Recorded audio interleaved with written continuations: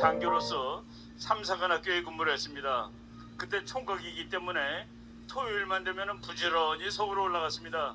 올라갈 때는 요 바로 밑에 있는 고속버스 터미널에서 고속버스를 타고 오고, 그리고 조금이라도 더 있다 올라오고, 밤에는 일요일날 밤 11시에 서울에서 떠나는 기차를 타면은 대구역에, 동대구역에 새벽 4시 20분에 도착을 합니다. 5시간 걸리는, 그래도 정말 빠르다는 생각을 하면서 기차를 타고 다녔습니다. 어느 날 새벽에 내렸는데 너무 추운 거예요. 그 우리 교관들끼리, 삼사관학교 교관들 같이 오니까, 야, 우리 이 역의 이름을 동대구가 아니라 동태구로 바꿔야 되겠다. 동태구역이라는 그 생각이 납니다.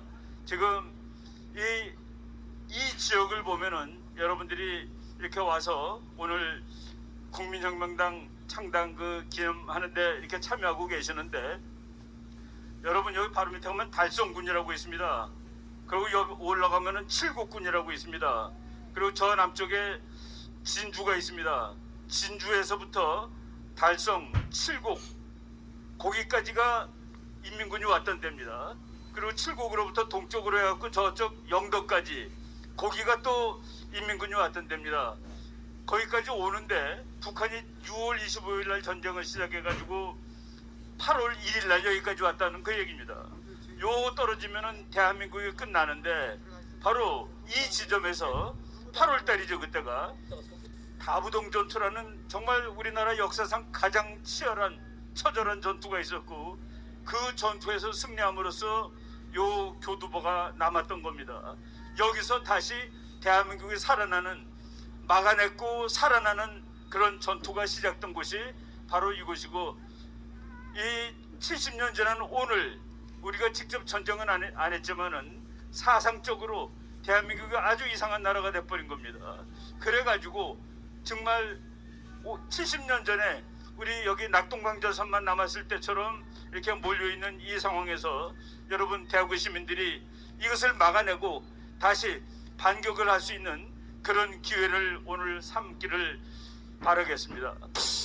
아까 목사님이, 저는 이제 뭐 학자이기 때문에 제가 정치운동을 하는 것은 아니고 우리 목사님이 하시는 일이 옳다고 생각하기 때문에 목사님 말씀에 제가 그 보충을 해주고 그 근거를 달아드리고 싶은 마음으로 제가 목사님 옆에 이렇게 서서 연설을 하고 있는데, 아까 목사님이 그렇게 말씀하셨습니다. 어떤 대통령이 훌륭한 대통령이냐, 이제 우리가 곧 새로운 대통령을 뽑아야 되는데, 정말 훌륭한 대통령은 세세한 것을 다 아는 사람이 아닙니다. 큰 것을 아는 사람입니다. 어디로 나가야 될 방향을 아는 사람입니다. 아무리 지식이 많아도 나가야 될 방향을 잘못 아는 그런 대통령이 있는 나라는 나라가 망하는 겁니다. 미국에 레이건 대통령이라는 대통령이 있습니다. 지도자들을 두 가지로 보통 칩니다. 하나는 여우형 지도자라고 하는데, 여우처럼 아는 게 많아요.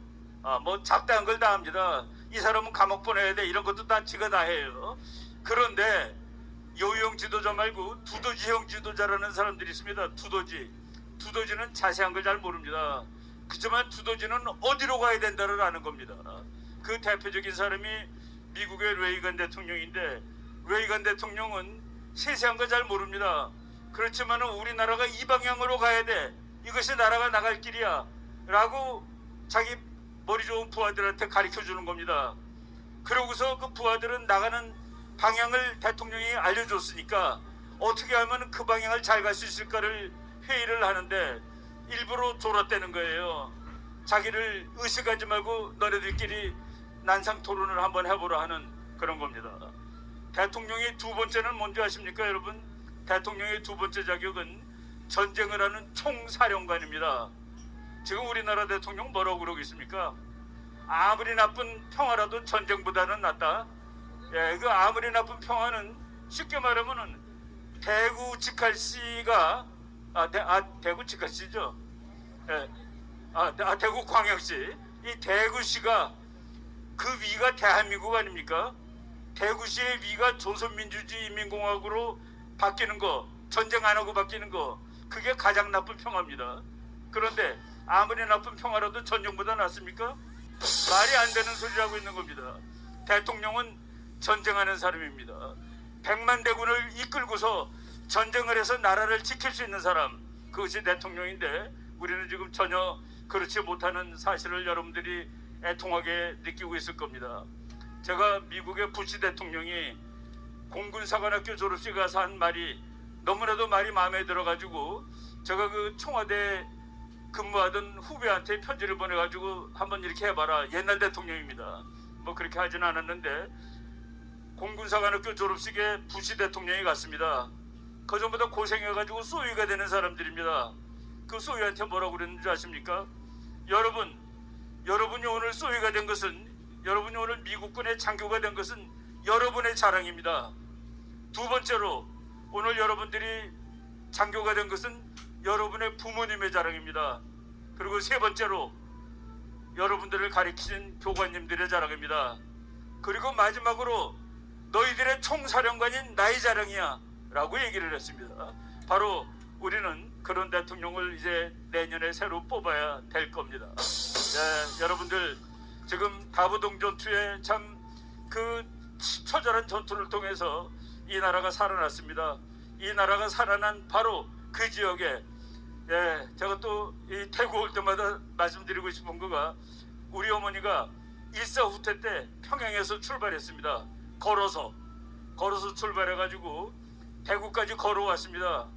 걸어와서 서문시장에서 뭐하고 살았어요? 그랬더니 까만 고물줄을 팔고 살았다고 그러시더라고요. 여러분 옛날에 뭐 요새처럼 옷이 좋지 않을 때는 검은 고무줄을 뭐 바지 같은 데다 깨야지 흘러내리지 않았는데 그 고무줄 장사로 시작을 해가지고 애들을 공부시키고 뭐 이렇게 갖고 대한민국, 그래서 저희 역사를 보면은 대한민국의 역사가 우리 시대의 역사입니다. 이 시대를 사는 대한민국 국민들, 박정희 이승만 대통령이 이 나라를 이만큼 잘 살게 만들어줬습니다. 제가 젊었을 때 5시간 걸리던 곳을 2시간도 안 걸리게 만들어준 그런 사람들 덕택에 여기까지 살았습니다. 이제 우리는 우리 선배 대통령들, 선배 정치가들이 했던 것을 우리 후배들한테 물려줘야 됩니다. 우리 후배한테 물려줄 것은 뭐냐? 통일된 강대국 대한민국입니다. 통일된 강대국 대한민국. 이 주변에 어떤 나라한테도 흔들리지 않는 강대국 대한민국. 우리 강대국 될 수 있습니다. 우리 통일하자마자 대한민국의 인구는 독일 인구랑 같습니다.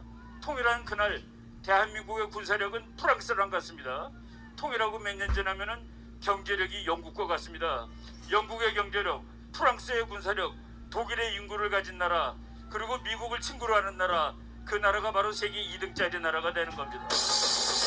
우리가 바로 그런 나라를 만들 수 있느냐 없느냐는 기점에 놓여 있는 것입니다. 우리가 이 나라를 지키고 내년에 대통령 선거로서 우리나라를 다시 끌어갈 훌륭한 지도자를 뽑을 때, 그때 우리는 이런 꿈을 이룰 수 있고 그런 꿈을 이루기 위해서 국민혁명당이 나왔고 열심히 노력하고 있습니다. 여러분들의 적극적인 성원을 바라면서 제 말씀을 여기까지 하도록 하겠습니다. 감사합니다.